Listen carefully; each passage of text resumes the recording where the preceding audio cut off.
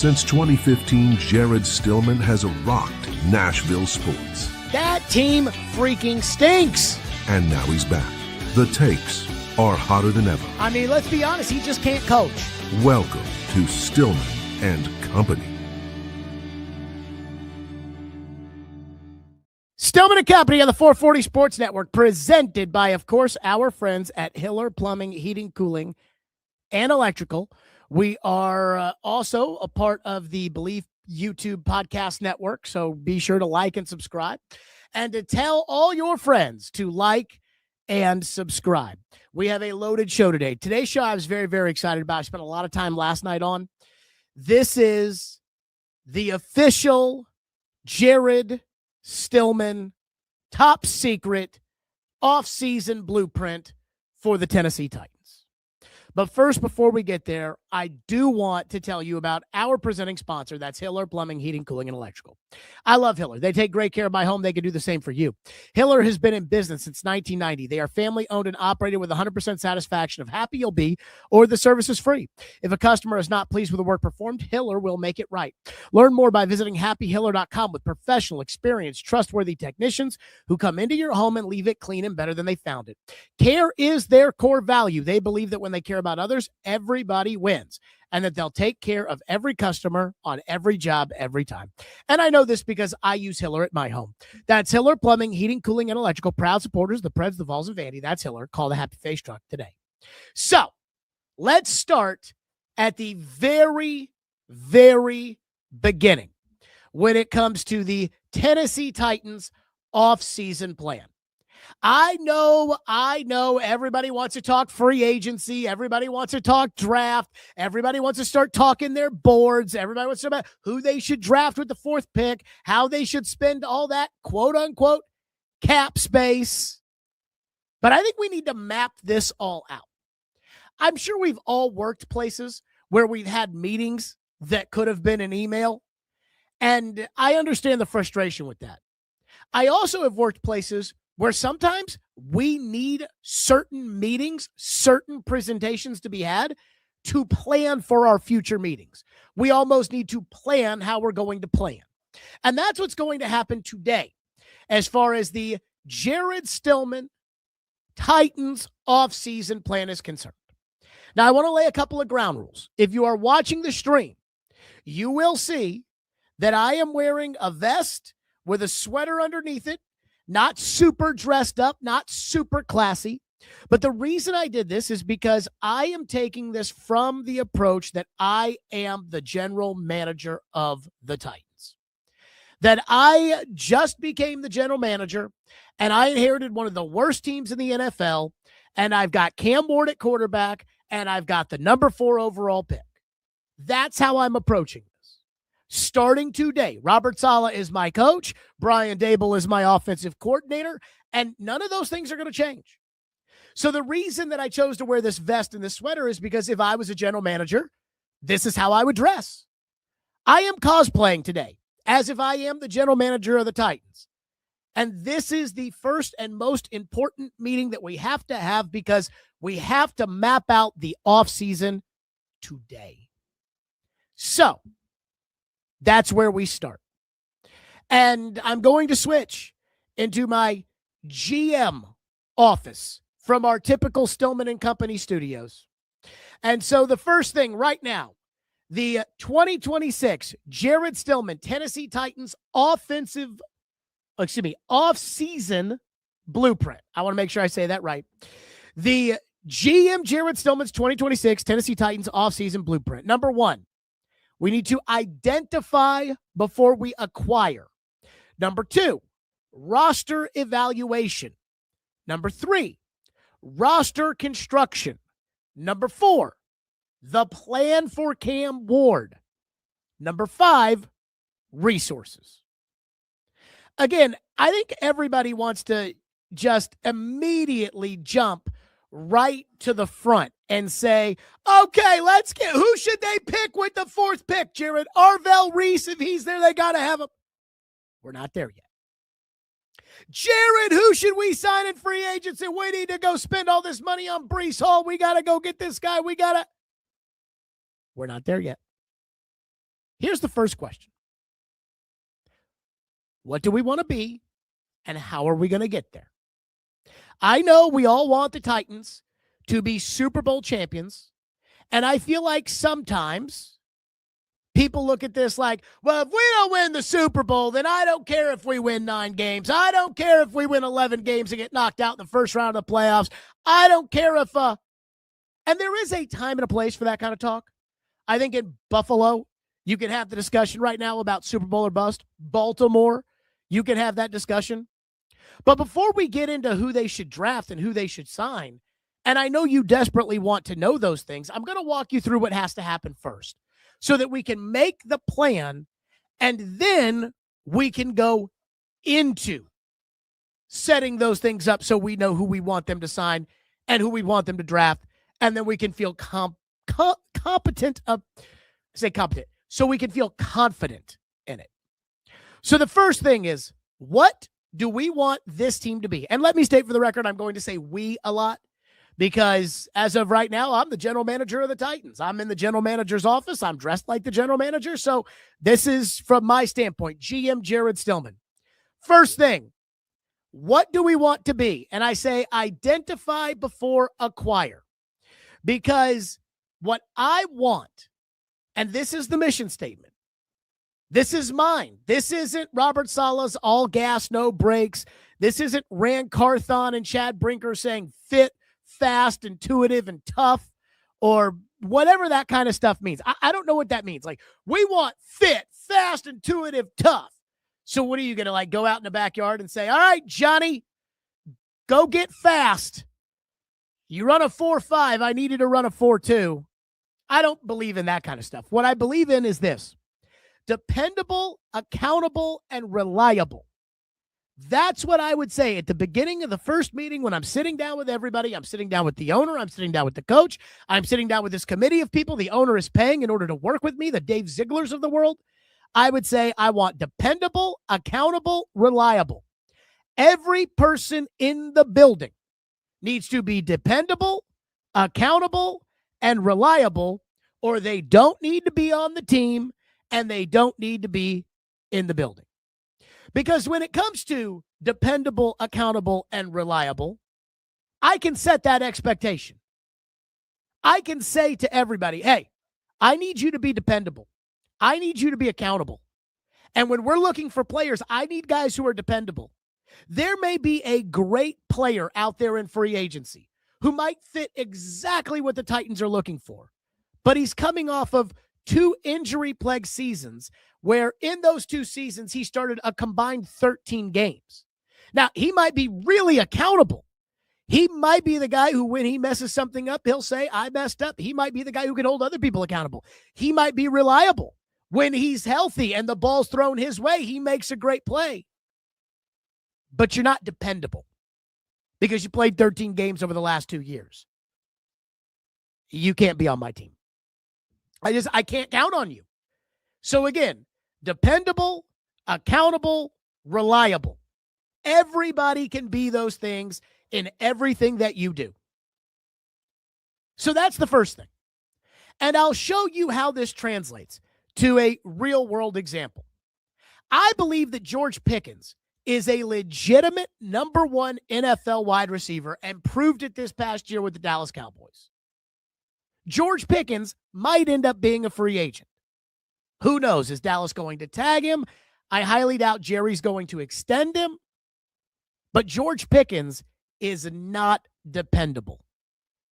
George Pickens had a great game against the Raiders in which he got benched for the first series because he and CD Lamb weren't on time. And that might be the least egregious thing George Pickens has done. So when it comes to paying $100 million for George Pickens, pass. I want dependable, accountable, reliable. And that's just an example, but that is a real-world example that if we really believe in dependable, accountable, reliable, if we really believe in that, when we sit in the meeting and we talk about George Pickens, I'm going to cross my arms and say, is he dependable, accountable, and reliable? But Jared, no. That's what we're going to be.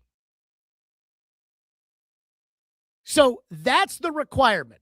If you want a player on the team, if I'm the general manager. Now, I want to build a team around Cam Ward.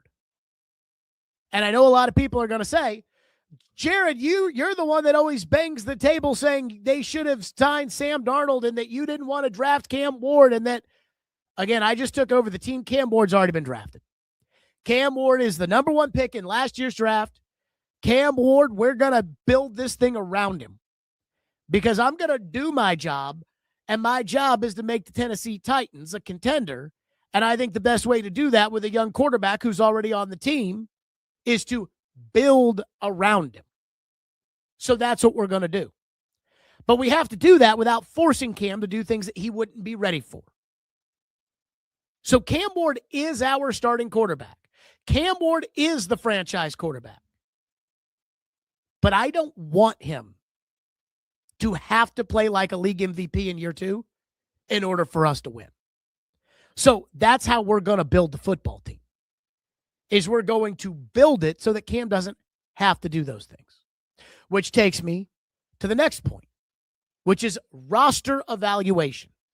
Again, we are building the team around Cam. But that doesn't just mean, okay, Cam needs some receivers and Cam needs an offensive line and Cam needs a... No, it's building an entire team so that your defense can hold somebody to 16 points, and now all Cam has to do is score 17. So the first step in that is roster evaluation. And so right now, you have to look at your own roster.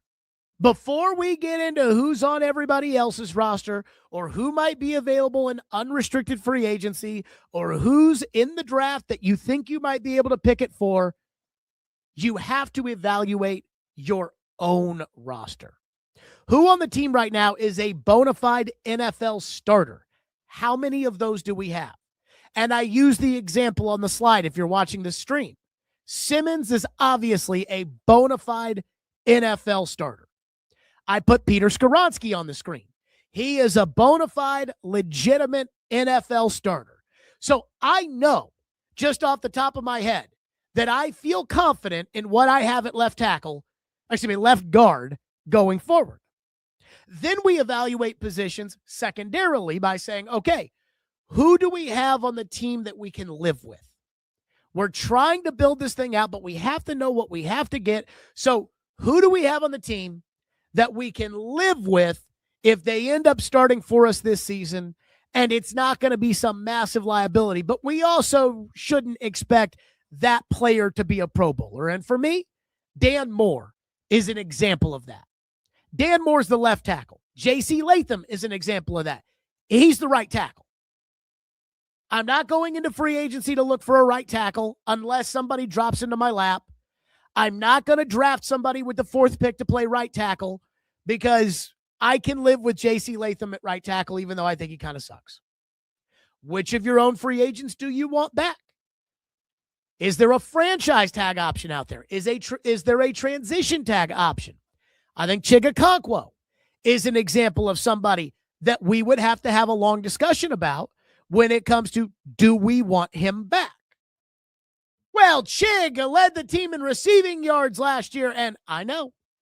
But is that how we're building our team? Who on the team are we going to cut? Again, we can look at the money that we have committed for next year, but I'm not giving L'Jarius Sneed a 3rd opportunity. Goodbye. But now I also know, okay, well, I'm going to need a starting corner there. Then, of course, there's depth. Who are the guys that are backups? An example of this would be an inside linebacker. I've got Cedric Gray as a starter. Is he a bona fide NFL starter? I lean towards yes. Cody Barton, I think he's probably a guy I can live with. James Williams, he can be a backup. And then finally, holes. That once we go through the roster and we decide, okay, we know we're good at left guard. We know we're good at defensive tackle. We know we're good at quarterback, where Cam Ward's our starter. What holes do we have? Right now, you don't have a right guard.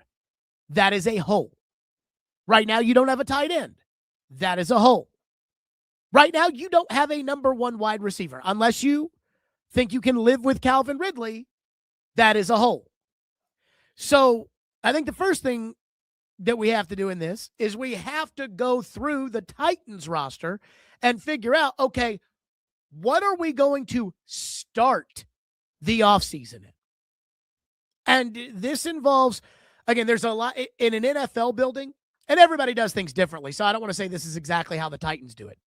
But in an NFL building, the way that this is done, or the way that this has been done in the past, is as soon as the season is over, the general manager sits down with the personnel staff, with the scouting staff, and with the coaching staff, and they go over all of these things.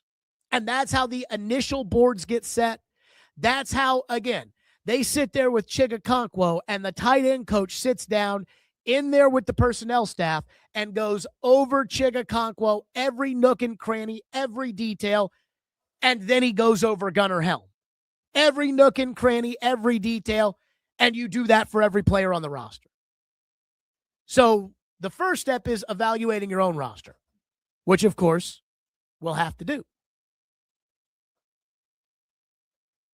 Now, for me, I want Cam Ward to succeed, but there has to be some sort of plan in order to be able to get there. So first you have to go over your own roster. Who do the Titans have that is dependable, reliable, accountable? Who do they have that we can live with? What of the free agents do we want back? Who's going to get cut? How deep are you in certain spots? And what holes you have. And then once we get done with that, we can get to free agency in the draft. Jared, let's get to free agency. Let's get the boards out. Let's talk about what you should do. Who should they sign? How would you go after this guy in free agency, Jared? I remember a couple of years ago, everyone kept saying, T. Higgins. And I kept saying, is going to get franchised. But that's okay. The next step is what I call the boards. Now, everybody is familiar with the draft board, but there is another board that is very important. I call it the free agent board. And this goes back to bona fide NFL starters versus guys I can live with. Because there is one thing that I want everybody to know. I would like to fill every hole on the roster. So once we go over the guys that are free agents on this team, once we go over the guys that we're going to cut, once we go over who's actually a starter versus who's not. Sorry, Jalen Armour Davis is not a starter, and I can't live with him starting. Once we do that and we look at the holes, my goal will be to fill every hole on the roster with a starting-ish caliber player before the draft so that I don't go into the draft needing to draft a certain position. And that's why knowing your own roster inside and out is very important. And then the boards, free agency, and the draft. This is the roster construction angle of the offseason blueprint. This is number 3. So again, number 1 was outlining the dependable, accountable, reliable. Step 2 was our roster evaluation. Step 3 is roster construction. As I said, I want to fill every hole before the draft. Now, that's not totally feasible. I could see myself saying, well, gosh, I got to have a right guard, but they're just not being a right guard who's very good in free agency, who I would even quantify as a capable starter I can live with. And now I'm in a spot to where I have to draft one, and I have to hope that there's somebody available in the draft. The first thing you have to set is the free agent board. After you set the free agent board, then you set the draft board. Now, guys will come off the free agent board if they end up signing contract extensions or if they get franchise tagged. Again, I can sign Chigakonkwo to a contract extension for next season today. Nobody else in the NFL can sign Chigakonkwo until the legal tampering period begins. So the first thing I've got to do is put together the free agent board. And then I understand guys are probably going to come off the board. An example of a guy who would be towards the top of the free agent board, who I don't think is going to get to unrestricted free agency, is Alec Pierce in Indianapolis. I think Alec Pierce is either going to sign an extension, or I think Alec Pierce is going to get franchise tagged. And so we can talk about Alec Pierce all we want, put him on the board, but just know he's probably coming off. Now, if you're looking at the stream, you'll see two things on the right side. And we are going to use Pro Football Focus because I understand that Pro Football Focus isn't perfect. But in the NFL, when it comes to scouting services, Pro Football Focus, I think, is the most convenient and consistent. And it's not like I have my own scouting staff like Mike Borgonzi does, where he's got pro scouts and he's got college scouts, and they grade the players, and then it sets the board, and then guys get taken off the board for injury reasons or for personal issues or for whatever. You know, I don't have that scouting staff. I'm not sending guys down to Athens, Georgia to go watch practice to come report to me about how fast somebody is. So we'll use PFF. Because even though PFF is not perfect, it's the one place that I do feel like has all of the information. It's organized, it's standardized, and PFF, when building out these boards, PFF has been pretty accurate in the past. For example, when I really fell in love with Jermaine Illuminor, and it was really based off of what I saw on the PFF data, matching up with what I felt like the Titans needed, and then I went and watched tape and was like, yeah, he's not bad. So there's the free agent board. And if you can see, I took the tight end position on the stream for both examples here of the free agent board and the draft board. So for instance, the free agent board, this is PFF's list, has Kyle Pitts as the top tight end on the market. Dallas Goedert 2, Travis Kelce 3, Isaiah Likely 4, David Njoku 5, Chika Okonkwo 6. Well, Kyle Pitts might get tagged. But I would agree that Kyle Pitts is the top tight end on the free agent market. So we set a value on Kyle Pitts, and if we can get Kyle Pitts, great. But how in love are you with Kyle Pitts? Or how would you feel about Isaiah Likely? You know, how much would you be willing to pay Likely? You're going to have to overpay everybody. It's free agency. Then there's Chig.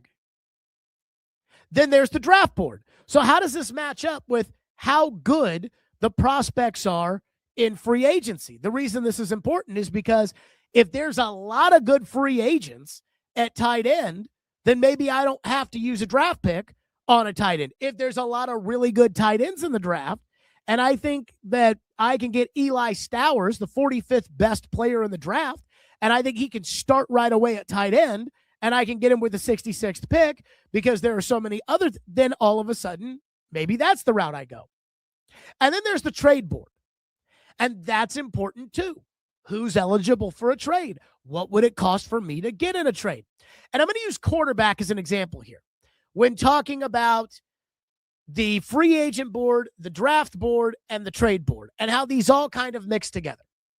And I know that I'm not looking for a quarterback as general manager of the Titans, but let's just use this for argument's sake. Free agency. I think your options are Daniel Jones, Joe Flacco, Malik Willis, Kenny Pickett, Carson Wentz. In that order.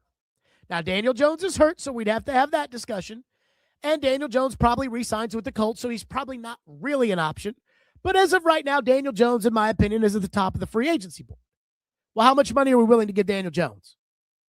If we're willing to give Daniel Jones $50 million, Daniel Jones would be our starting quarterback next year. But I'm not willing to do that. What about the draft? Well, as of right now, there's one guy we know that would be available. That's Fernando Mendoza. Now, he's probably going to go off the board number 1. So sitting at 4, we couldn't get him anyways. But he would be one option. Then I put 2 guys with question marks. Ty Simpson? Do we evaluate Ty Simpson as a first-round quarterback, as a day 1 starter? I don't know. And if we're looking at Ty Simpson, and Ty Simpson isn't a day 1 starter, and he isn't a first-round quarterback, now we have to go back to that free agency group, and we might have to sign Malik Willis. And in order to get Malik Willis, we might have to overpay Malik Willis because there's not a lot of guys in there. Then there's the trade market. And for me on the trade market, I rank them like this. Mac Jones 1, Kyler Murray 2, Tua Tagovailoa 3, Will Levis 4. So, of that group, would you trade a third for Mac Jones and then pay him $25-30 million? Or would you rather try to get into a bidding war with the Colts? Or would you rather Ty Simpson? And that's why the 3 boards are so important. Free agency, draft, trade. If a position is loaded in the draft, but it's not very good in free agency, then you know we're going to have to go that way in the draft. If a position is loaded in free agency and there's one guy in the draft and you don't think that you can even get him, then we know may not want to go with Malik Willis at quarterback, but we might have to go with Malik Willis at quarterback. And you have to set your boards. And then once you set your boards, you have to take guys off the board. So Dallas Goedert, he's kind of old. Do we like Dallas Goedert at tight end? Dallas Goedert or Chig? What are we looking for in our team? So now you're probably thinking, okay, you've explained the draft board to me. You've explained the trade board to me. You've explained the free agency board to me. You have explained how we have to evaluate our own roster. You've told me what you're looking for in players on the market. So now are we ready to build the roster? Jared, what free agents should we sign? Rank them right now. Jared, who should we pick with the 4th overall pick? Get into it right now. Not yet. Because there's 2 notes that I think are really important when it comes to this roster building, roster evaluation, trade board, draft board, etc. And I did put coaches' input on the list of things that matter at the end of roster construction. We want to fill every hole before the draft. We need to go over our free agent board. We need to go over the draft board. We need to go over the trade board. And then we do need some coaches' input. But as the general manager of the Titans, I just want to make sure that we're all on the same page. I pick the players.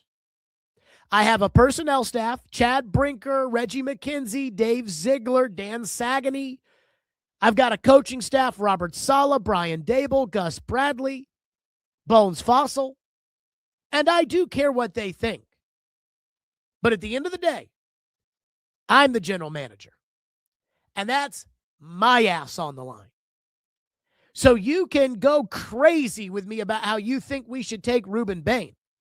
But if after evaluating Ruben Bain, I think he's really the 13th best player in the draft, or I think there is a character concern with him or an injury concern with him, I'm not drafting him. This collaboration horse shit, I think a lot of times these general managers get pulled in different directions. I think a lot of times these owners basically tell the general manager, well, we hired Robert Saleh, and Robert Saleh knows good defense. Right. But Robert Saleh probably doesn't know good offense. So if we're picking between a guard and we're picking between an edge rusher, well, I mean, I care who Robert Saleh wants to coach or the plan that he envisions with these guys, but I'm the one making the choice. And the second thing is the plan for Cam Ward. And this is very, very important in my opinion, because it gets its own chart, like its own spot in the slideshow of the offseason blueprint. The plan for Cam Ward. Our plan for Cam Ward really revolves around expecting Cam to be a mid-level to ascending starting quarterback by the end of year 3. So next year will be year 2. By the end of year 3, I need Cam to be a mid-level NFL starter, and I need him to be ascending, if that makes sense.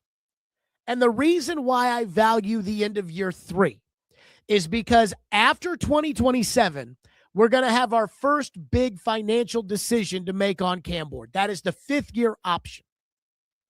And so if Cam Ward, by the end of year 3, has proven that he's a starting quarterback in the NFL, the same way Brock Purdy has proven that he's a starting quarterback in the NFL, or the same way that Trevor Lawrence had proven that he was a starting quarterback in the NFL, then I'm comfortable picking up the fifth-year option. Now, there is a big difference between picking up the fifth-year option and subsequently going all in on the quarterback and giving him the big fat contract. And sometimes these teams, and I think Trevor Lawrence is an example of this, I think the Texans are going to do this with C.J. Stroud. I would not do that with C.J. Stroud. I would pick up the fifth-year option, and I'd say, okay, let's see it, big boy. We need an improvement next year. Same with Bryce Young. Bryce Young looks like a mid-level ascending quarterback, but I'm not giving him $300 million. I'll pick up the fifth-year option. So that's what I need. That's my big goal here, is that Cam Ward is a mid-level ascending starting quarterback by the end of year 3. Think about where Bryce Young is now. In order for that to happen, Cam has to win some games, because no teammate of Cam Ward's, no fan base of Cam Ward's will have belief in Cam, and Cam won't have belief in himself. I don't care what he says. He won't have that belief in himself unless he builds his confidence by winning some games. The second thing is that he's got to demonstrate that he can manage every single aspect of being a quarterback. That means showing up to the meetings on time. That means holding other people accountable. That means understanding the offense. That means communicating well with the coaches. That means, again, all of those things that every quarterback has to do, the way he represents the organization in public. It's just like Warren Moon said on the show last week. You can get your point across in a classier way at the quarterback position than by saying, we ass. Cam's got to know the rule book. How many guys have to be up on the line of scrimmage? How many guys have to be on one side of the ball? How many guys have to be set? Is everybody set on this play? He's got to know the rules. And then finally, Cam has to lead the team to some fourth quarter comeback victories. Like, there have to be a couple of times where Cam wins the game for this team. And again, I don't need this week 1 of next year, but we're building this up so that by the end of year 3, he will have achieved all of that, which takes us to the plan for Cam Ward, part 2. And that is 1. I am going to prioritize running the ball and playing defense. The easiest way to get good quicker in the NFL is to run the ball and play defense. Now, running the ball is a big part here because we've talked about Chigakonkwo. Chigakonkwo's not a great run blocker. Well, if we're prioritizing running the ball and playing defense, how does Chig fit into that? The second thing, I want a reliable veteran backup quarterback, somebody that can set an example for Cam, can translate for Cam, can be there for Cam, and if he has to play, he can play. Not Brandon Allen. And then third, and I think this is pretty obvious, get some players for Cam to throw the ball to, which everybody wants to jump to right away, and that's the higher priced items, whether it's draft currency or whether it's value in free agency, but that is important. But I'm prioritizing running the ball and playing defense to keep these games close so that Cam can win some of these games, maybe with the defense helping him out. So those are the things I need. And that's the plan for Cam Ward part 2. And then finally, this is pretty important. Resources. How much money is the owner willing to spend on the payroll next year? For instance, last year, Jacksonville spent $350 million on their roster. New Orleans spent $238 million on their roster. That's a difference of $112 million. I can get some really good players if the owner allows me to spend an extra $112 million. So that's a big question, is what resources as the general manager do I get to have if I am trying to build out this football team in free agency and in the draft? And over the last 4 years, the Titans have been 25th in the NFL in payroll. And so let's assume that the quote-unquote cap, let's assume the cap is $303 million. And I've already got $165 million committed pre-cuts because there's going to be some guys like L'Jarius Sneed who are not going to be on this team next year. And so that'll free up more money. But as of right now, it's pre-cuts. Let's say Amy lets me spend 25th in the NFL because, again, over the last 4 years, the Titans have been 25th in the NFL in payroll. So that would mean that I would roughly get to spend $305.6 million in total payroll, which would be about an extra $141 million that I could spend on this season's payroll. Now, the rookies will account for 30, 40 million because the fourth pick is going to come with a bonus of 25 million. So keep that in mind. But you need to know how much money you actually have before you decide how much money you're going to be able to spend. And same with the draft currency. Titans have picks 3, 35, and 66, and the draft class has a total value of 2,775.4 for you nerds out there. Now, once all that's done, now that we've gone over the plan, we need to know what the resources are. We need to evaluate our own roster. We need to make the plan for Cam Ward. We need to prioritize running the ball and playing defense. We need to figure out who on our roster we want to keep. We need to set the free agent board. We need to set the draft board. We need to set the trade board. Now you can actually implement the plan. Evaluating the current roster, setting the free agent board, setting the draft board, adjusting the draft board, which will happen post-combine and the pro days, and then budgeting the free agent targets. And that will be the focus of the next show. So today I just wanted to lay out the blueprint.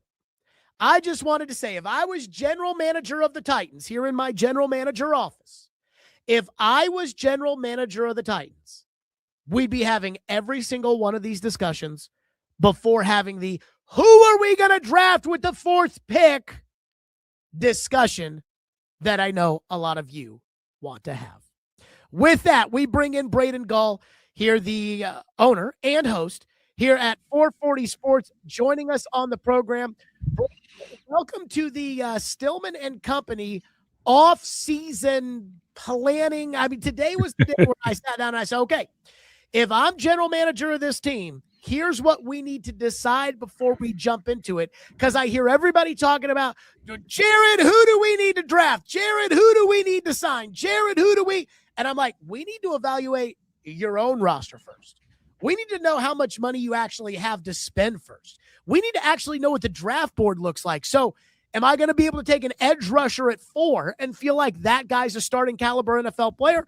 Or maybe I can take an edge rusher at 35 who might be a starting caliber NFL player. I'd have to look at the board to know that. I feel like that might have been kind of a boring lecture. But I also feel like it's the stuff that people ignore that's pretty important. Your thoughts? So you're going to the righty, the soft tossing righty from the bullpen to come in and save the conversation is what I'm hearing here. Good afternoon. Good afternoon, Jared. How are you? I'm not interested. I'm not saying in saving the conversation. I just am looking at this and saying, okay, let's do it. People always want to say, people are sick of me talking about Sam Darnold. People are sick of me talking about, the stupid moves that they've made over the years. That when I lost my shit on draft night when they took J.C. Latham.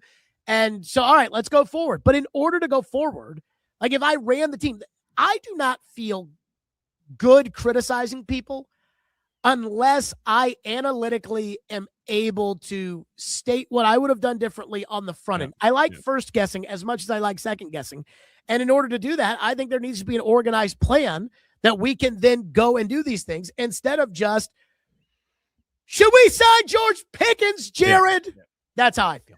Well, I will say, I think you're right that the entire conversation is incredibly important. It is much more in the weeds and pedantic on a show like yours or on mine, where it's sometimes very hard to articulate like the nuanced kind of like boring conversations that have to happen around certain things. It like whether that's giving Peter Skoronski a contract extension, whether that's re-signing Chig Okonkwo, whether that's trying to trade Calvin Ridley. whatever it is, it's way more boring and less glamorous than anyone realizes. Like, that's just like kind of to your point. And I think what's interesting about what I understand about this Mike Borgonzi-led front office is that it is way more in the weeds on those types of things, from like a grinded out, work ethic's not the right word, but the attention to detail and the scope of the work, the picture that has been painted for me behind the scenes all through the season and all through the offseason and all now going into a next round of draft coverage for this organization, is the amount of scouting, the amount of work, the amount of tape, the amount of grinding, the amount of meetings, the amount of all of those things that have happened throughout the course of the season, scouting not just college players, but the NFL players and scout team players. It is an enormous task. And so to have all of that prioritized and organized in a very like efficient, attention to detail kind of way, I think it's pretty obvious that the previous front office didn't have those types of cultural standards, let's call it, right? I don't think that the level of detail and the level of organization and the tape grinding, I don't think that was a big part of the previous regime. I'm not talking John Robinson, I'm talking Rand Carthon. So I think that is absolutely correct to say, is this group more organized, more prepared to unveil all the things you just laid out? And to do all of those things, you have to have the football. I'm going to use an analogy. Like, you need to be like at midfield. You can't be starting on the 5-yard line when the season ends. Like, you have to be at midfield on other teams' scout team players, free agents, your own free agents, your own scout team, college prospects, everybody. The hay needs to be like halfway in the barn by the time the season ends, so that you can then implement the plan that you're talking about. And that's kind of boring. Like, it's kind of boring to think about, well, these 8 people sat in a room 12 times in the fall and really organized the top free agent wide receivers. But like, that's what they do. And so it is really boring, but you have to have a whole picture. I completely agree with you. You have to have the whole picture. You need to know contract extensions. Who do you want to re-sign? Who will be available? Trading your draft picks. What does it look like to develop the players that you have? What's the projection on Alec Iomanner? What could he be in year 2? You need to know exactly, as closely as you can, what that's going to be before you go make any decisions to spend in free agency or use a high-level draft pick, etc. It's all working together. And I do think this organization is way better prepared and equipped to do it today than they were 2 years ago, and maybe even better than they were last year. So I am not convinced of that. About the front office. I'm not saying that they're not. I'm just not convinced of it. I think they love to talk about how much they work and how many smart people they have in the room. But let me trying clarify. to figure out, like, there needs to be an organized plan, and I'm still not certain. I mean, they didn't win a single game more last year than they did 2 years ago, and I'm not sure the team is really all that better. So to me, it just looks like they signed a left tackle and said, we're going to sign a left tackle and draft a quarterback, and that's what we're going to do. Well, let me clarify. What I mean by that is not that it's a championship caliber plan. Like, I'm not saying it's good enough to be a Super Bowl winner or to compete with the Chiefs or to compete with pick a franchise that's elite right now. Sure. I'm not saying that. I'm saying I think on a factual basis, I think it is significant light years ahead of where it was 2 years ago. Light years ahead. Well, Rand was a lazy moron. I mean, I had a senior NFL reporter say to me after Rand got fired, because I noticed right away that Rand was lazy. And I noticed right away that Rand was not, there were little things that, I mean, you know how I learned, again, I was like how I learned to be a general manager. But I mean, it was like, I feel like every day doing that show with Floyd Reese for 4 hours was like going to football school, like a medical school or it's a master's degree. It's a master's degree. Yeah. And just the things I learned that were just paramount, Rand completely brushed off. I mean, I had somebody tell me at the Super Bowl last week that Rand didn't even go to practice every day. And I'm like, didn't go to practice. I'll never forget when Rand did an interview on Sirius XM NFL radio when they did their training camp tour. And so Charles Davis and I think it was Mike Keith were out there doing interviews, and Rand did his interview during practice. And I was like, during practice? One interview is not that big a deal. Yes, it is. You need to be watching practice. That is a priority. I had somebody at ESPN tell me that they heard that Rand would just sit in his office and sleep all day. Paul Kaharski talked about Rand sleeping on the plane. And so to say like that somebody does it better than Rand, I could do it better than Rand, and everybody knows that. I mean, I first guessed everything Rand did, and I go back to what that guy at the Super Bowl told me. He said the one thing that was really tough is that the word on Rand is that he was lazy and stupid, and nobody wanted to say it because they didn't want to feel like they were perpetuating a stereotype. Yeah. But that some people are just lazy and stupid. Well, and also that Rand was lazy and stupid. Stupid is relative. Like I do think you cross lines occasionally when you call names. Personally, it's not my style. I think moron and stupid are just that's just not how I would describe people. He was incompetent as a general manager. I think that's a fair word. I think being in like the leaders of NES right now, no electric service, have been incompetent for the last 2.5 weeks. None of them are morons or dumb. They've been incompetent. They failed. And I think Rand Carthon failed. And I think there's other things that you could describe him as, but I don't think he's dumb. I don't think he's stupid. I just think I do. I think he wasn't a very good general manager. And I don't think that's not even up for debate. That's just a fact. So my point is like, I do think that, and you can kind of step back from this too, which I think will be interesting to see with their offseason decisions. Miami has sort of like the second choices, right? Miami has the second choice general manager. They chose Mike Borgonzi away from, I'll call it like the Brinker friend zone, right? They didn't take his friend from Green Bay, and Sullivan goes to Miami. Borgonzi could have hired a friend, and he doesn't. He hires Robert Saleh. Brinker could have hired his buddy as the head coach. They don't. They hire, Hafley goes to Miami. So I do think they've broken some of the stereotypical trends to try to hire the right person. And I think it worked so far with Mike Borgonzi. I think we're going to see if it works with Saleh. We're going to see if it works with their offseason. But I do think all I can say is I think Titans fans can be more confident in the decision-making process and structure today, which I've said this on your show with you like for weeks now, than I think they were at this stage last year, and I think each of the last 2 years before that. Does that mean they're going to win a Super Bowl? No. Does it mean that they are in a better place today than they have been in each of the last 3 off seasons and drafts? I think the answer is absolutely yes. So I kind of struggle to latch onto that concept because I am not a humongous fan of the current Titans front office setup. It feels like it's a good idea, but maybe not good in practice. What's your problem with it? Well, the Titans are setting this up like, we've got 7 general managers that are all working together. And so the more general managers we have, the smarter people in the room we've got, the better off we're going to be. And it sounds like you've kind of eaten that up, right? Like, no, Brinker, I don't. Ziegler, No. McKenzie, Borgonzi, like, oh my God. No, there's a couple guys on there that I don't want making decisions. I wonder, I wonder if Mike Borgonzi, because again, I'm doing this as if I'm the general manager of the team. I wonder if Mike Borgonzi in his heart, one, I wonder if he has this authority, but I wonder if he sits there and says to himself like, hey man, I appreciate everything that Dave and Reggie and Chad can all have an opinion. We can all be sitting around a table. Let's talk about Chig, right? If I'm building this team, I am prioritizing running the ball and playing defense because I want to try to keep the game short. I want to try to keep the score low, and I want to ask less of Cam. Now, Chig Okonkwo is not a bad player. Like, Chig Okonkwo doesn't suck. He does a lot of shit that pisses me off, but he doesn't stink. He is a fringe starter in the NFL.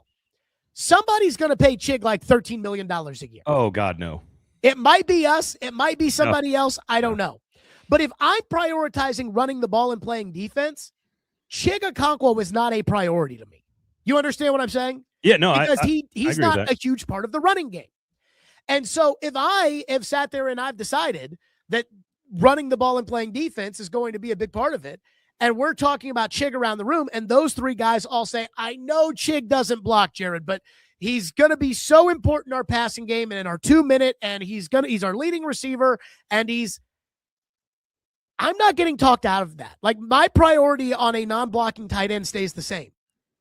I wonder if Borgonzi gets talked into it. I wonder, A, if Borgonzi gets talked into it, and B, I wonder what authority does Borgonzi really have in this? Because as we know, the son-in-law is there, and he reports right to the owner, and the owner always gets involved on bad teams. And so, and the owner goes directly to Chad. So I worry about that. Hang on. Are you like, is there what part of this arrangement do you not think that Mike Borgonzi is the general manager?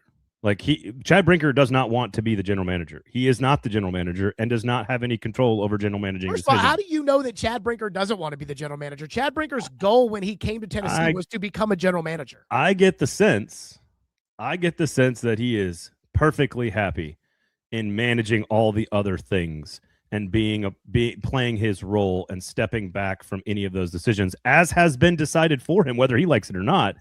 Mike Borgonzi is in charge of the football, guys. Like I'm not trying to, like, I know you and I have had our long conversations and arguments about who has final say, and it's like Mike Borgonzi is the general manager. He has the final say in football decisions on the roster. That's what they say. But you know this as well as I do, that when push comes to shove, who is always in the draft room night one of the draft? All of them. But who's always there? The coach and the staff and the owner and the son-in-law. The owner. They're all there. They're all there. Amy's not making football decisions at that micro level, from what I understand. Again, of course, that's what you're going to understand. Of course, they're going to tell you that. Of course, they're not going to say, yeah, Braden, Amy sat there on the draft board and said, well, are you telling me I don't have sources and don't have conversations off the record? Are you telling me? Your sources are not going to tell you the truth if the truth makes them look bad. No, what I'm saying is I get the sense. People told me off the record that Rand was a genius, and now tell me Rand was a moron. Same people. They're not going to tell you something that makes the organization look bad, Braden. That's not true. I've got a lot of bad information about the organization. Give me some. Organization.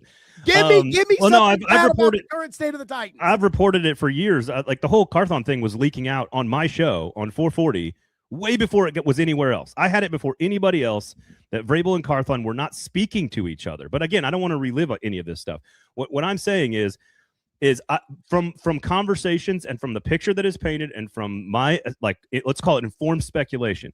From what I understand, Chad Brinker is totally happy in his role, and it has nothing to do with making the decisions that Mike Borgonzi is charged with. His job, and I don't know why. I know that we love conspiracy theories and we love to cast doubt and we love to generate content that creates tension, and I get all of that. But Mike Borgonzi is going to be a success or a failure based on his decisions, and that's it. He could trust Reggie McKenzie. Are you sure about that? Because TD reported at first incorrectly. You think TD made that up? No, I think everybody, like me and you and him, we all have our sources. We all have to be careful about what information we get, how to parse it out, and how to tell the story.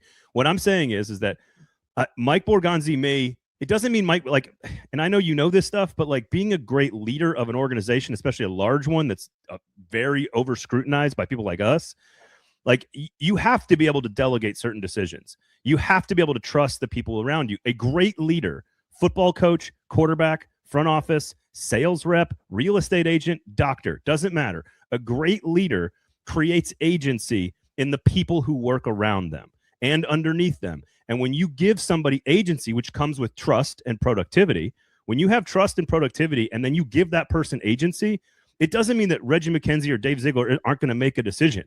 Hey, I like this receiver over that receiver in the draft. Or, hey, I think we should pay Alex Pierce $9 million instead of $7 million. I'm not saying that he doesn't empower other people, which I think is a good quality in a general manager. That's a good thing. Now, if I'm Dave Ziegler and I come to Mike Borgonzi and I say, man, I really want Romeo Doubs, and Mike Borgonzi's like, no, and then gets talked out of it, then that's on Mike Borgonzi. But guess who made the decision? Mike Borgonzi. So it's all about who I don't know if he's going to be good enough to win anything, but I think that he is clearly making the final decisions, and I think he's the best football decision maker, excuse me, that they've had in that role since before the pandemic. And I think that's a fact. John Robinson, you've documented it. I've documented it. John Robinson's last 3 years of decision-making was atrocious. Well, I don't know if I go that far. He made some bad. He chased Julio Jones. He made bad draft picks in the first round, etc. I'm just saying. Okay, but like Danico Autry was really, really good. Sure, of course. Azeez Al-Shaair. Deontay Foreman in that pickup was really, really good. Sure. Yes, the AJ Brown trade was bad. Julio Jones, Caleb Farley, Isaiah Wilson, those were all really bad. Yeah. I get it. But on the whole, I think today Borgonzi hasn't done shit though. Like you're telling me that, Borgonzi's better than what J-Rob was before the pandemic. Maybe. No. But I don't know that because that's not what I said. Borgonzi did not improve the team by one game last year. Good J-Rob was the best front office we've seen since your late co-host. Like that, full stop. Good John Robinson was not a very high bar, but yes. Near the top of the list of Titans general managing decisions and processes that we've seen in 25 years. I'm not saying that Mike Borgonzi is going to be better than that. I'm saying today I trust the processes and decision-making and brain power around football decisions more than I have trusted anyone in that role since around the pandemic. Now, if you want to say Caleb Farley, if you want to say Isaiah Wilson, that's fine. You can pick your line in the sand. If you want to say it all goes back to not picking up Jack Conklin's fifth-year option, that was an atrocious decision by John Robinson. So you are a sum of all your decisions. And at the beginning, John Robinson was, he was hitting 700, 800. Everything he touched was great and amazing. And it built a team that got to the AFC Championship game, that hired Mike Vrabel, that traded for Ryan Tannehill, and got the 1 seed. And ever since that loss to the Bengals and those draft picks and the pandemics and all that stuff, it's gone downhill since then. Sure. And I trust the decision today and the processes today better than I do since then.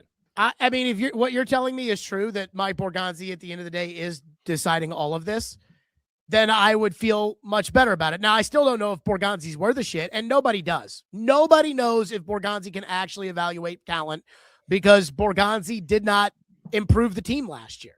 He didn't improve it at all. Was DK a good draft pick? As a punt returner in the 4th round? Was he a good draft pick? He was a good punt returner, yes. Was Alec Iomanor a good draft pick? Alec Iomanor is a number 4 receiver. Was Marcus Harris a good draft pick? No. I think he was, for his place in the draft, he was fine. Okay, but we're going to sit here and say, all right. Femi Oladejo. Did you draft a backup corner in the 6th round? Yes no? That's all you get in the 6th round.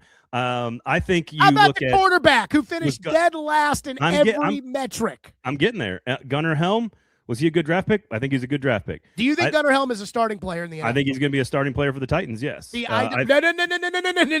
No. Because I did this earlier today when we talked about roster evaluation, which is the first step in all of this. Roster evaluation. Who do you have that is a bona fide NFL starter on your roster? You have to decide those things. Then, who do you have that you can live with? And I use Dan Moore as an example that Dan Moore's going to start at left tackle. J.C. Latham's going to start at right tackle. I don't think those guys are Pro Bowl caliber players. I don't think they're ever going to be that, but I can live with them starting. Gunnar Helm does not fit in that category. And it sounds to me like you think Gunnar Helm fits in that category. I think he's a starting NFL tight end. Yes, I think he's a starting NFL tight end. Do I think he's Travis Kelce or Brock Bowers? No, but I think he's a starting NFL tight end, and getting one in the 4th round, that's about right. I don't think he's a starting caliber. I don't think he's as good as Jig. I don't think he's Tucker Kraft. I don't think he's that's fine. Again, Tucker Kraft. Data Otten. Tucker Kraft might be the freakiest athlete in all of human existence right now from a tight end perspective. So I'm not saying that he should be. Do you think he's going to develop into Dallas Goedert?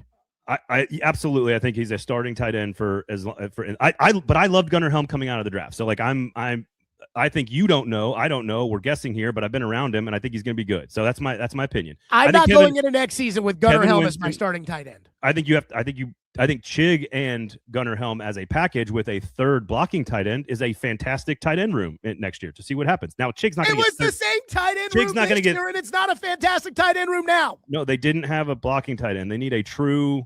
They need Craig Stevens to do your running game thing, which I agree with on. The point is if you look at the draft class and people rave about Cam Ward, especially behind the scenes in the NFL, you and I have our own opinions about this. I'm still a little bit more wait and see on Cam Ward. But if Cam Ward is your starting quarterback for the next 10 years, Femi Oladejo is the one that's the big concern. I think Kevin Winston is going to be a really good player. He's got to learn some things because he hasn't played a lot of NFL football. Same with the receivers. But if you look at that draft class, especially if Jackson Slater is a contributor next year as a third string or second string guard, I think you have to look at his first draft class and say that was a pretty solid job. So again, if Robert Saleh is the right coach, that's partly his decision. Like free agencies, trades, all this stuff is on him. And so far, most of it has made the team and the organization put him into a better position than when he got here. And it doesn't mean he's going to be great. I'm not like Mike Borgonzi's the greatest. Like, I'm not saying that stuff. Don't make me feel that way. I'm just saying there's not. You think Gunnar Helm's going to the Pro Bowl? Yeah. I want you to read this. I want you to read. This is the first slide of the Jared Stillman 2026 Titans offseason blueprint. I want you to read this out loud. Number 1, identify before acquire. Dependable, accountable, reliable. What does this mean? Every person in the building needs to be dependable, accountable, and reliable, or they don't need to be on the team or in the building. Okay. All right. You like Kevin Winston, right? Athletically, talent-wise, yes, I think he's a very good potential player. Can you depend on him? In the box right now, yes. And high point coverage, no. Can you depend on him? Can you depend on him to play? I think moving. What happened to him last year? Well, he was coming off an ACL tear. I don't know. Okay, so what happened last year? Do you know about knees and injuries? Like I don't know what your point is. So he showed up hurt, and then he played, and then he got hurt again. And what happened the year before that? Well, it's the same injury. You can't use the same injury twice. He was hurt. But sure.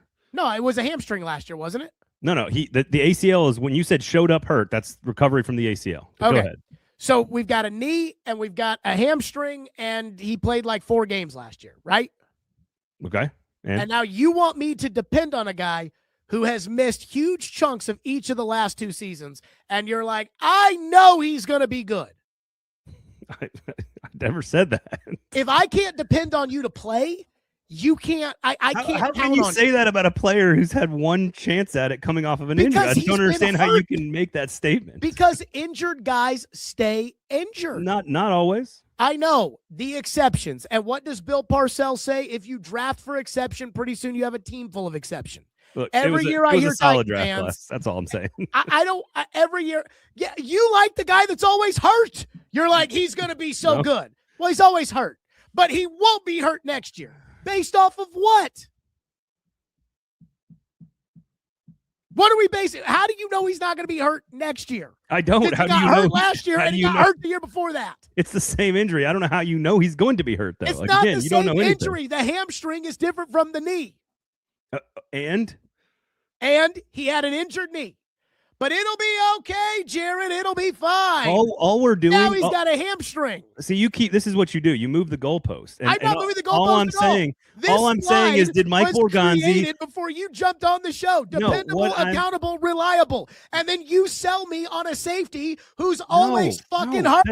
That has nothing to do with your slide. Because you think he'll be good when he's not hurt. No, this conversation was about evaluating the current general manager's football decisions. And that's all this is. This has nothing to do with who's the long-term answer at what position according to your slide. Like, that's not what this is. This is about who is making the decisions with football. I think you are way too obsessed with minutia and leadership and trickle down and agency with other people. Mike Borgonzi's making the decisions. I blame Mike Borgonzi if this thing doesn't work. If it works, I'm giving him the credit and some other people too. And if it doesn't work, he gets the blame and some other people too. That's it. It's not that complicated. And at the end of the day, let's evaluate what he's done so far.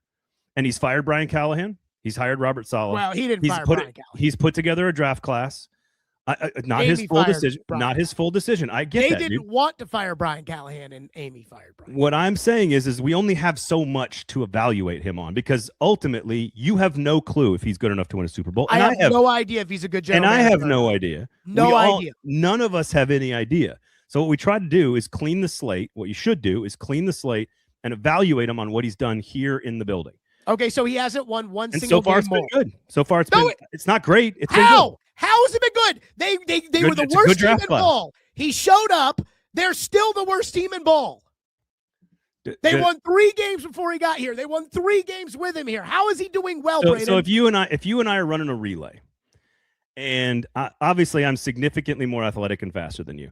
And if we're running a relay and you start me out 100 yards behind our competition and I grab the baton and I almost catch the competition, does that mean I was a failure or does that mean I was starting way far behind? He didn't almost catch the competition. He's the same far behind as they were when he got there. No, they went to 4th pick in the draft, not the 1st pick in the draft. No, they were 3-14. They're 3-14 now.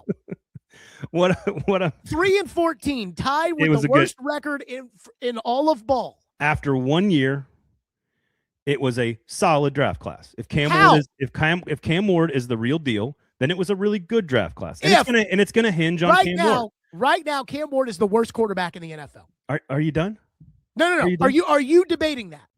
That last season, Cam Ward is not the worst quarterback of all of the starting quarterbacks in the NFL. Cam Ward was the worst. I would take. I'd have to actually. I have not done this exercise, so in the interest of intellectual honesty with your audience, I would need to sit down and list the quarterbacks that I would have behind Cam Ward if I was starting a team today. But I guarantee you he's not last. Okay, Cam Ward was 26th of 26 qualified passers. I know the numbers. In PFF passing grade. He was 28th of 28 qualified passers as far as QBR was concerned last year. His EPA per play, dead last year amongst qualified starting quarterbacks. Yeah, got it, man. So he was the worst. And so you're telling me great draft class, even though the first pick at quarterback was the worst quarterback last year. I didn't say great. That's not the word I used. Number Don't put words in my 2, mouth. the second round pick did nothing and got hurt. The third round pick was injured, then got injured again. And they drafted a maybe number 4 receiver. A maybe number 2 receiver. I said I think it was a good draft class, and then we'll see how it develops over time, like a normal human would analyze. Like it was a solid class. What they had makes the greatest. Solid? They had the greatest rookie, one of the greatest rookie return men of all time. Oh, they had 2 other starting offensive weapons. They had a corner step in after trading everybody that got some reps and is clearly a very intelligent young player. Marcus Harris is going to be, I think, a dependable depth piece. And then again, I think Femi, that's the one I have major questions about in terms of what he turns into, and that could be a huge mistake. But we don't even know. Have questions about the injured guy that's always injured. My point is that you don't know, and I don't know, and you don't like the content where someone says we just need to see what happens over the next few years. I haven't said it's a bad draft class. I didn't say it was great. Said that. Yes, you did. You said I he's said doing it was a good job because of the draft class. I didn't say he did an elite job or an amazing job or a great job. You said he did a good job. Listen to the words I'm saying. I said he did a good job. Fine. I think it's a good draft class. Yeah. Good based on good what? Draft class. Because based on my eyeballs. You think the 4th round tight end is a starter when, again, how many catches did he have last year? Who would I take Cam Ward over right now? I would take Cam Ward over Geno Smith. I would take him over Tua. I would take him over Tyler Shuck. I would take him over Jackson Dart. I would take him over I'm trying to think who starts. Is Penix count as a starter? Probably not. Yes, Penix is a starter. I would take him over Penix. I would take him over Daniel Jones. You would take him over Daniel Jones? Jacoby Brissett doesn't count as a starter, right? I mean, think about this, Braden. You just listed off a list of guys who all beat him.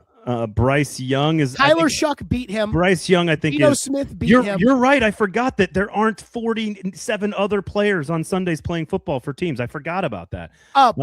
You're like these people out there that are like, Kirk Sam Cousins, Darnold would have won Mariota. 3 games on this team too. I'm like, yeah, you're right. Quarterback doesn't matter. I would take Cam Ward over J.J. McCarthy, over Spencer Rattler, Shedeur Sanders, Justin Fields.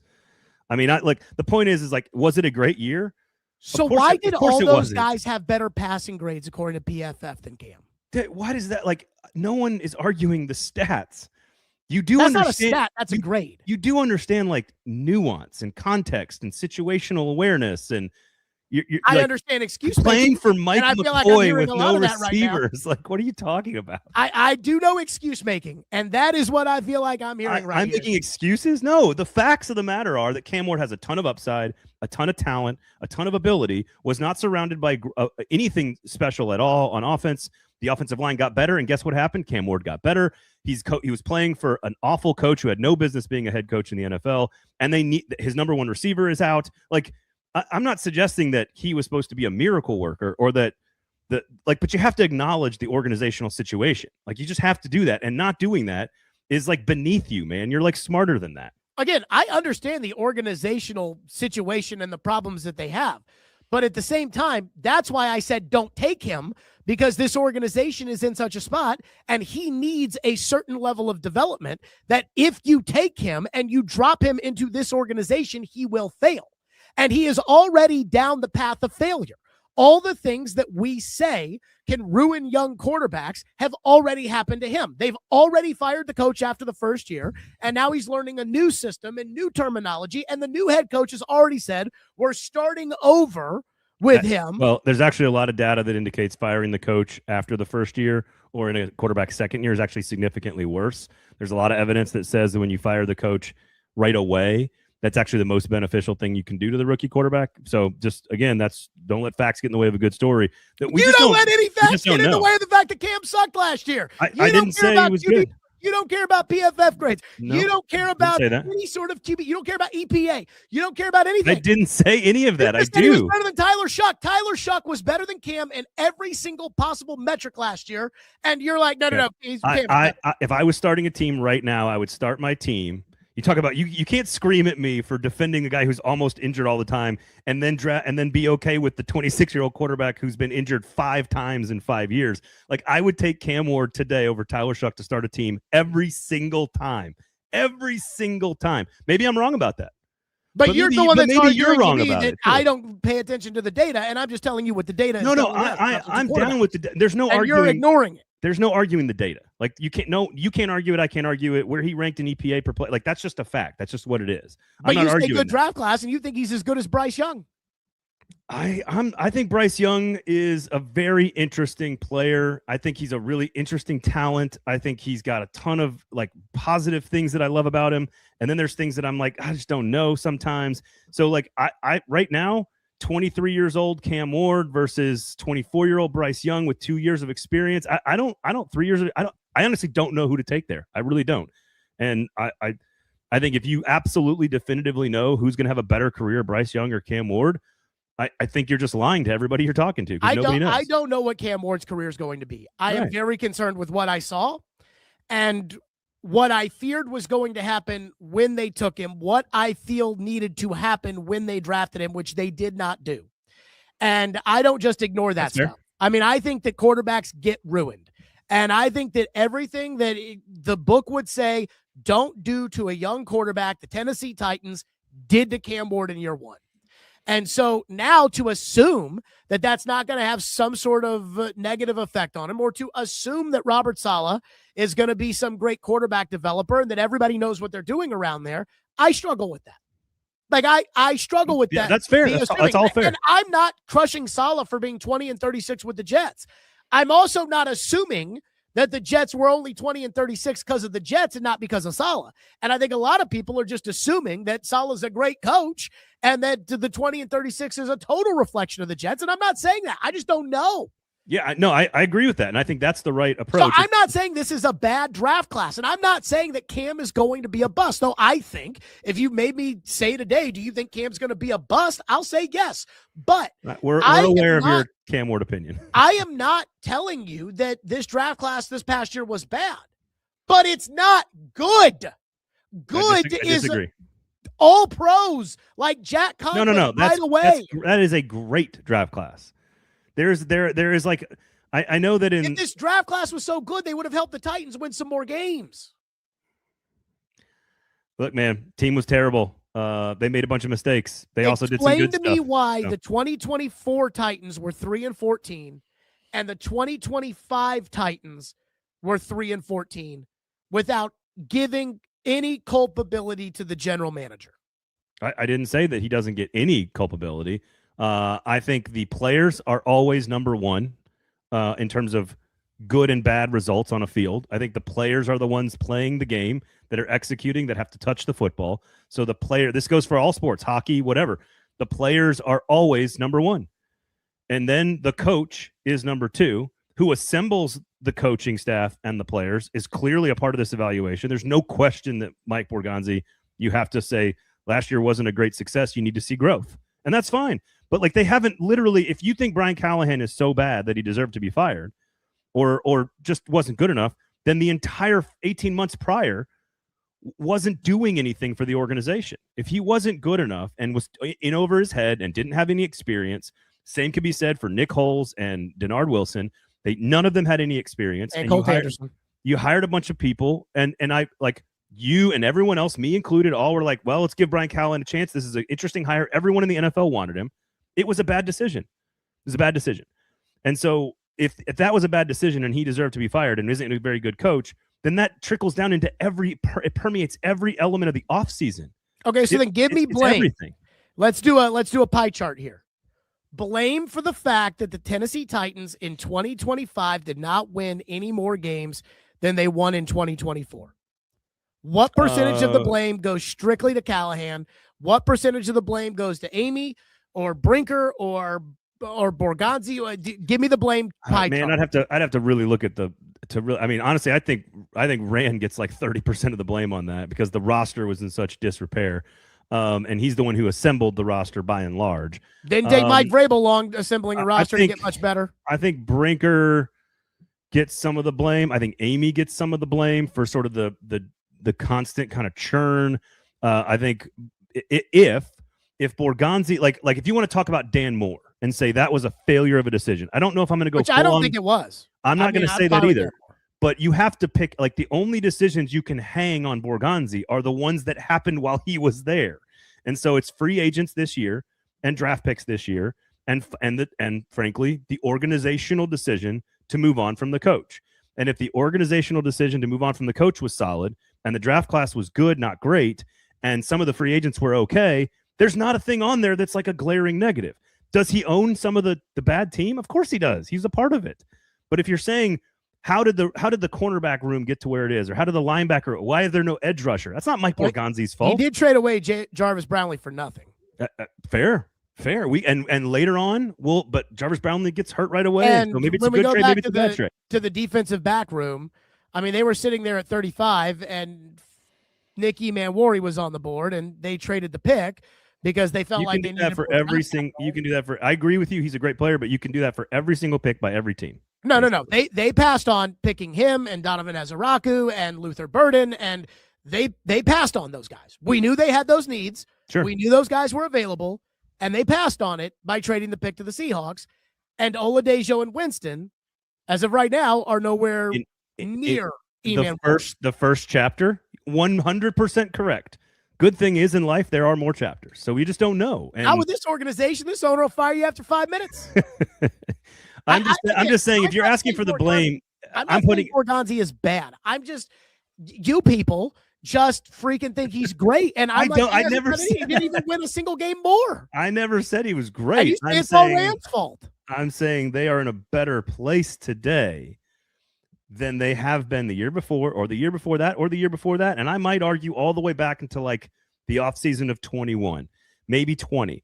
I'm not really sure where the line is where John Robinson started chasing and making poor decisions, and all of a sudden he switched from being a great general manager to making more bad decisions. That's absolute revisionist history, because there's no way that I don't even know what month we're in, February. In February of 2022, there is absolutely no way that you sat here today and thought, yeah, this team is right there at the bottom of the NFL in the shitter. And that's where this team is right now. There's no way you thought that then. You said in 22? Yeah, so you're talking about how everything after I like John Robinson was bad. So the offseason of 22, but in the offseason of 22, we didn't sit there and look at the team and say, man, this thing is a total dumpster fire. No, all of it's revisionist, all of it's hindsight. I mean, all of it's hindsight. Everybody loved Brian Callahan as a hire. Like, everybody did. I mean, a lot of people liked Rand Carthon as a hire. Like, I'm not like, I'm not sure what you're doing revisionist history on the draft class right now with Femi. You just did it with Manwari. Like, you can't have it both. No. I was first guessing that. I mean, again, that's fine. I believe you. I'm just not saying it's a good draft class when the first overall pick played like shit last year. For whatever reason, he played like shit. He played like shit. And every metric out there says he played like shit. Even the ones that go out of their way, these advanced analytics that all these people that don't know actually what they mean lose their fucking pants over, they all say Cam sucked. So the first overall pick last year and the 1 year that he played football sucked. The second pick didn't play. And when he did play, he didn't do anything. The third pick played for like 4 games and was hurt on both sides of that and came in hurt. Now, they did draft a punt returner in the 4th round. That right there is a very good punt returner. Great. Punt returner, check. Don't need to worry about that. They drafted a guy in, again, their leading receiver was Chig. So it's not like Io Manor is Puka Nakua. So let's calm down on that. If Calvin Ridley is healthy and you have Calvin Ridley as a 1 and you have DK Io Manor as a 2-3, which is granted not a great 2-3, but as rookies, you can say, okay, I'm okay with that as 4th round picks. That's overachieving your draft slot. If Chig and Gunnar Helm are your top 2 tight ends, you got Pollard. Like I'm just, they're 3-14. The offensive line keeps getting better. Like it's all about process and slow process and growth. And like I know that everyone looks at the Vrabel thing because he's so closely tied to to Nashville, and you go, look what he did, and it's like, well, he had Drake May on the roster already and was gifted that guy. What they're trying to do is to replicate what Vrabel did with Robert Saleh. That's what they're trying to do. Not Callahan, not last year, but they're trying to do the turnaround this year. And we'll see. We'll find out if Kevin Winston was a bad pick. Femi Oladejo is the one that I have the most concern about. And to your point, the one I'm most like, that didn't feel right. But that didn't feel right to your point. That didn't feel right. I remember the draft party we did that pick. We did that private, like off the record draft party charity event for Sinkers Beverages, by the way, on Saturday night after all of the picks were in. And I was there with Kaharski and Nick Suss and Cavendish and all the guys, a bunch of other folks that were there. I think Easton and JT and a bunch of folks. And every single one of us was like, we're not sure what the Femi Oladejo pick, what the goal is. Like if he's a 6 today and he's going to be an 8, why not just draft the 8? You know, so like there were questions about that pick right away, and there still are today. Okay. I want to get you on the record on this one before we get out of here, which is I asked Hutton this. I asked the fans this. How many games do they have to win next year to justify themselves and to truly show growth? And I want a number because I don't want this ambiguous bullshit of, the numbers. Well, you know, they showed a little. I want a bare minimum. I'm going with 6. They have to win 6 games. Sure. 6 is not a lot to ask for in the NFL. Give me a number. No, I mean, the number, like, I know you just specifically said don't do this, but like I could say they win 8 games and it's like ugly 8 wins, or like 6 games and they're like really a clearly improved football team. Like you can have a difference there. I agree. There needs to be improvement, period. Full stop. If that's 3 more wins, if that's 4 more wins, if that's 5 more wins, I actually don't care. It has to be probably 6 or above. There has to be progress. Cam Ward has to be better. The draft class needs to continue to grow. The coach clearly needs to have installed his violent and fast and, you know, intense standard and culture. Like another free agent class and another draft class has to continue to build Borgonzi's resume. Like it all has to work for me to say like this is all good decision making. So I think 6 is the right number. I think that's fair. I don't think that's over the top. But it is, and I know you hate it, but it is about how it looks. If you get to 6 wins and you win a games like you did the Cardinals last year, like that ain't good football. That was lucky. That was a lucky-ass win that you should not have won the game. They gave it to you. Literally dropped it on the 1-yard line. If you go out and you play a bunch of games like you do in the back half of the season, the way you did in the second half against Seattle, the Super Bowl champions, for example, where you go toe-to-toe and you look pretty good against good teams and you come up short against the Super Bowl champ, I'm not as concerned about that. Got to have progress, got to have growth, need more wins, period. But after that, it's about how it looks. I just don't like the how it looks argument because you can convince yourself whatever you want to believe. Well, it needs to look good. That's what I'm. That's why I need to have a number. And again, people will tell me Cam looks good, and every metric says Cam doesn't look good, but they say no, he looks good, and that okay, fine, he looked good. We need to quantify this stuff. Do you think Cam Ward looked like a better quarterback the final months of the season? Well, I thought Cam Ward actually played pretty well at Denver week 1. I agree. So if you're using that, then I think it was probably roughly the same. Now, do I think he looked better at the end of the year than he did in that disastrous Raider performance? Yeah. But yeah. I was not impressed for a number 1 overall pick. And that's totally fair. That's completely fine. Every metric backs that up. Braden, great stuff as always. Also great stuff earlier today on a football show with Sus, which I did enjoy listening to. Braden Gall, ladies and gentlemen, boys and girls. Take care of yourself, Braden. All right, my man. Be good. Yep. Stillman and Company. Great show. So again, I said, here on the program, I was like, hey, we're going to show you what it's going to be like as a general manager. I actually want to kind of talk about some draft rankings with Braden And then Braden just went on. And I love Braden, but I'm going to even get on his ass after the show. Oh, Borgonzi's draft class was so good. Oh, my God. I didn't say it was great. I said it was good. It's like, boy, you people. Again, I like I got no beef with Borgonzi. I like Borgonzi the guy. I think Borgonzi the guy likes me. I don't know that. I don't necessarily care if he likes me or not. But he took over a 3-win football team, and they won 3 games.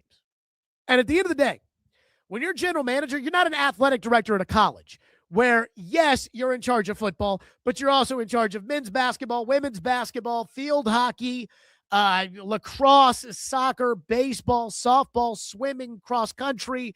And so you have to worry about all that shit too. And you don't have to worry about whether or not they're going to class, and you don't have, no. When you're a general manager of a football team, your job is to win. And Borgonzi didn't win last year. I hope he wins in the future, but there wasn't anything last year that made me think, oh, yes, no, that's it. Like and subscribe, Stillman and Company, right here. Like and subscribe, 440 Sports, the Believe Podcast, YouTube Network, Stillman and Company, presented by Hiller Plumbing, Heating, Cooling, and Electrical.